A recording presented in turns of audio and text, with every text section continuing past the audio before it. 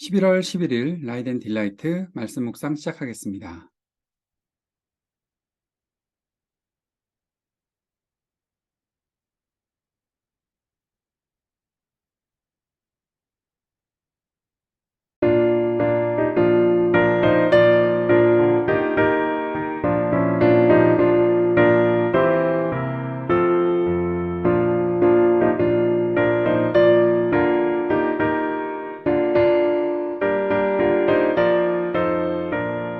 주 어느 때 다시 오실는지 아는 이가 없으니 등 밝히고 너는 깨어있어 주를 반겨 맞으라. 주 안에서 우리 몸과 몸이 깨끗하게 되어서 주 예수님 다시 오실 때에 모두 기쁨으로 맞으라. 주 오늘에 다시 오신다면 부끄러움 없을까? 살아였다 주님 칭찬하며 우리 맞아 주실까? 주 안에서 우리 몸과 몸이 깨끗하게 되어서 주 예수님 다시 오실 때에 모두 기쁨으로 맞으라.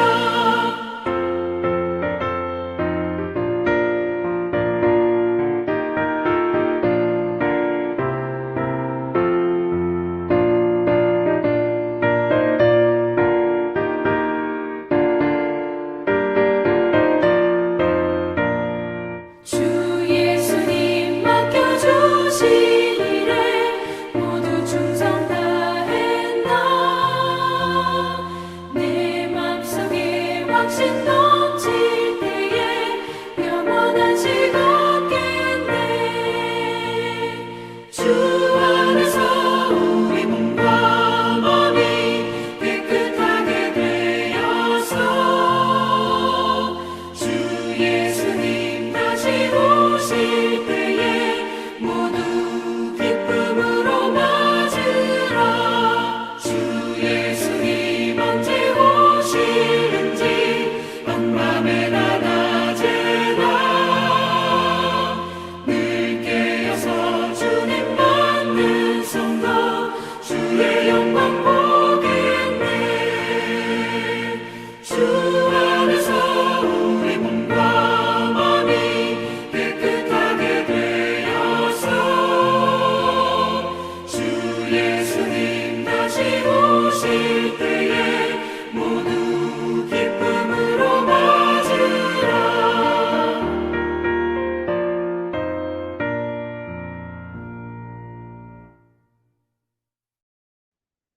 마가복음서 13장 28절에서 37절까지의 말씀입니다. 무화과 나무에서 비유를 배워라. 그 가지가 연해지고 잎이 돋으면 너희는 여름이 가까이 온 줄을 안다. 이와 같이 너희도 이런 일들이 일어나는 것을 보거든 인자가 문 앞에 가까이 온 줄을 알아라. 내가 진정으로 너희에게 말한다. 이 세대가 끝나기 전에 이 모든 일이 다 일어날 것이다. 하늘과 땅은 없어질지라도 나의 말은 절대로 없어지지 않을 것이다. 그러나 그날과 그때는 아무도 모른다. 하늘의 천사들도 모르고 아들도 모르고 오직 아버지만 아신다. 조심하고 깨어 있어라. 그때가 언제인지를 너희가 모르기 때문이다.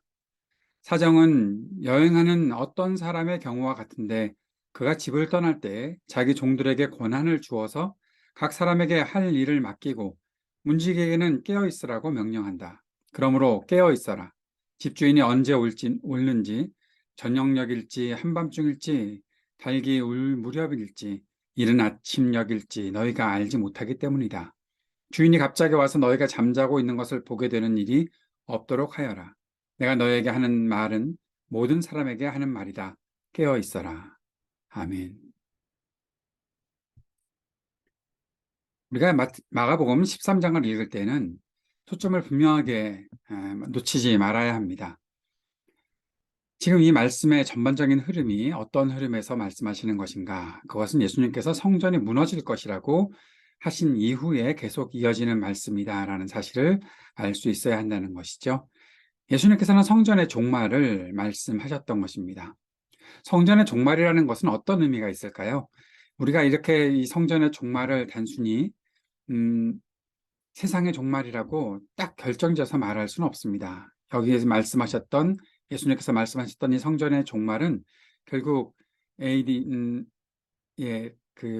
AD 70년경에 있었던 예루살렘 성전이 무너지는 함락되었던 그때의 일과 함께 맞물려서 해석이 되고 또 이해가 되어야 한다는 것이죠. 그런데 그때뿐만 아니라 이제 우리에게는 세상의 종말로 이어지는 예수 그리스도의 말씀으로 함께 보고 있는 것이죠.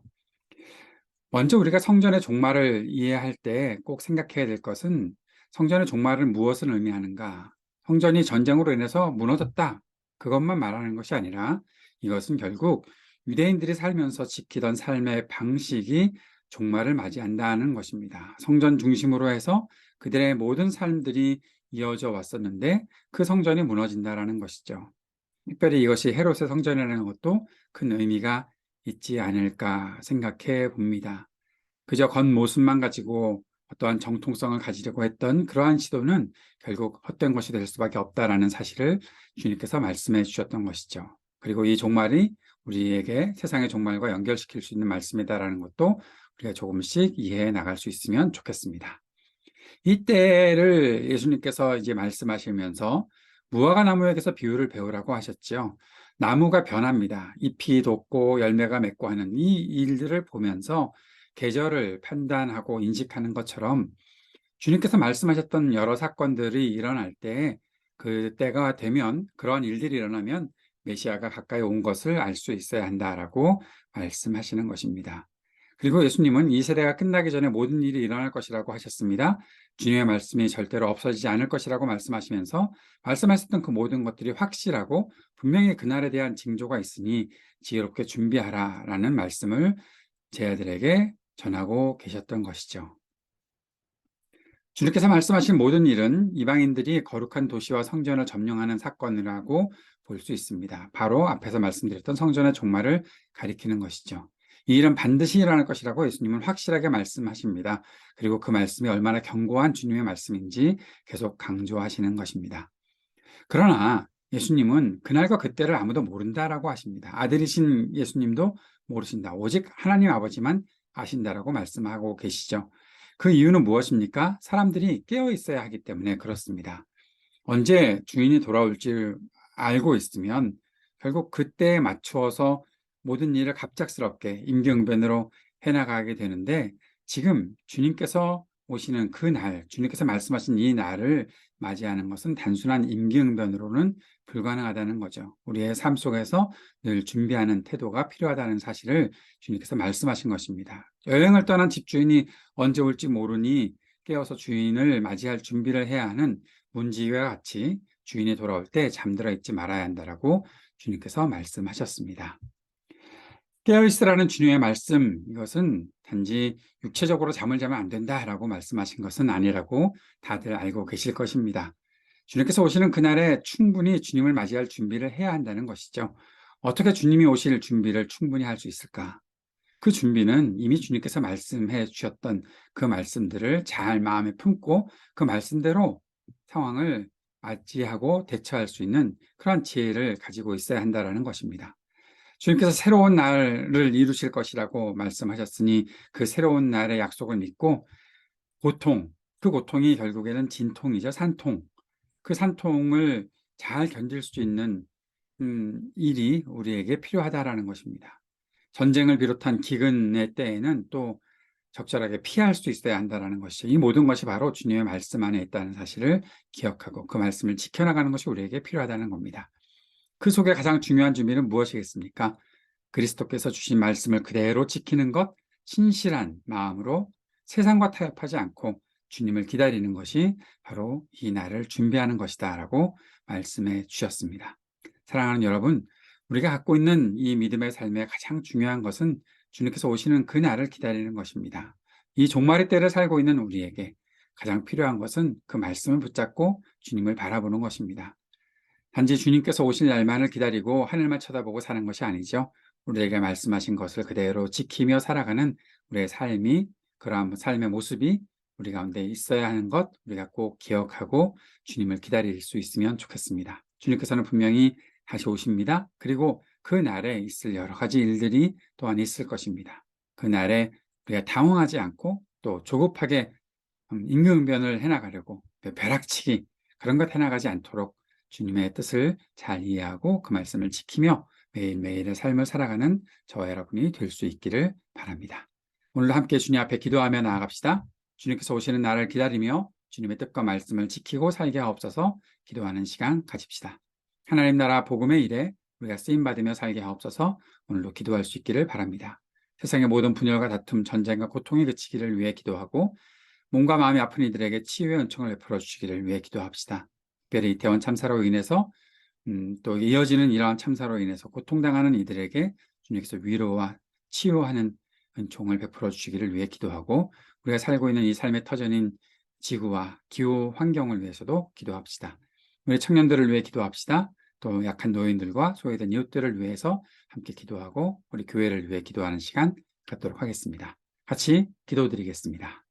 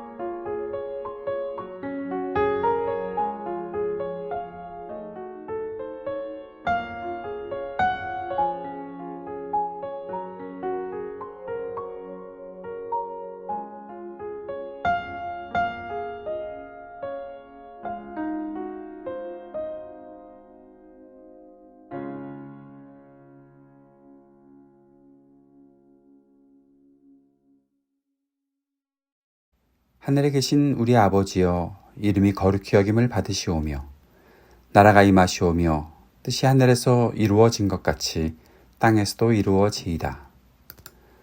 오늘 우리에게 일용할 양식을 주시옵고 우리가 우리에게 죄 지은 자를 사하여 준 것 같이 우리의 죄를 사하여 주시옵고 우리를 시험에 들게 하지 마시옵고 다만 악에서 구하시옵소서. 나라와 권세와 영광이 아버지께 영원히 있사옵나이다. 아멘.